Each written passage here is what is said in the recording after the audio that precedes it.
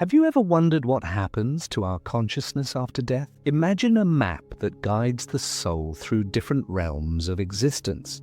This is the essence of the Tibetan Book of the Dead, a text that has intrigued spiritual seekers and scholars for centuries. Known in Tibetan as the Bardo Thodol, it translates to liberation through hearing in the intermediate state. This sacred Buddhist scripture is traditionally read aloud to someone who has recently passed away. But what makes it truly extraordinary? Unlike most spiritual texts that focus on moral teachings for the living, this book serves as a guide for the departed. It leads the soul through the bardos, or intermediate states, on its journey toward liberation or enlightenment beyond the cycle of reincarnation. The Tibetan Book of the Dead describes 3 primary bardos, each marking a distinct phase in the post-death experience. The first stage, Chikhai Bardo, represents the moment of death when the soul encounters the clear light, the pure essence of consciousness. If the deceased recognizes this light as their true nature, they can achieve immediate liberation. Next is the Chonyid Bardo, where the soul faces a series of visions, some serene and others frightening. These visions are said to be projections of the mind itself. The teachings encourage recognizing these as illusions,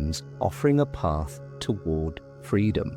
The final phase, Sidpa Bardo, occurs if liberation hasn't been achieved in the earlier stages. Here, the soul is drawn toward rebirth, guided by karmic forces to its next existence. The Tibetan Book of the Dead delivers profound teachings that extend beyond death. At its heart, it reminds us that all experiences within the bardos are creations of the mind. Realizing this helps the soul overcome fear and move beyond the illusions that bind us to the cycle of life and death. Here are the key teachings: the illusory nature of reality. The visions encountered after death, whether peaceful or terrifying, are simply mental projections. This insight reveals that the mind shapes reality even beyond life. Non-duality and the clear light.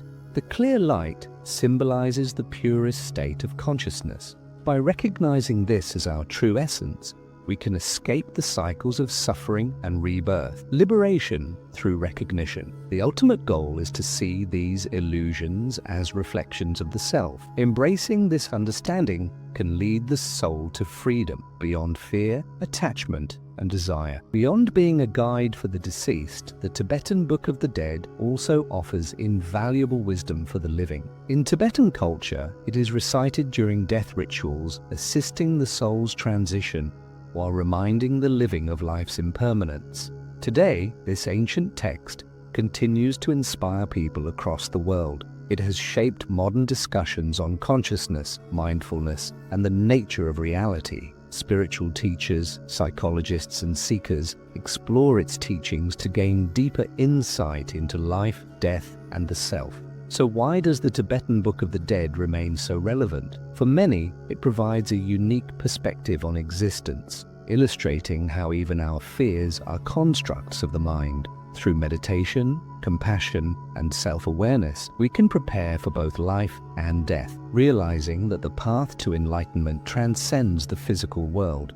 This ancient text is more than a manual for the departed. It's a timeless guide for anyone striving to live a more conscious, meaningful life. By understanding these teachings, we can learn to live fully, approach death with peace, and perhaps even find liberation. Thank you for exploring the wisdom of the Tibetan Book of the Dead with us. If you found this video insightful, don't forget to like, subscribe, and share it with others who are on their spiritual journey. Stay tuned for more explorations of ancient texts and spiritual teachings. See you in the next video.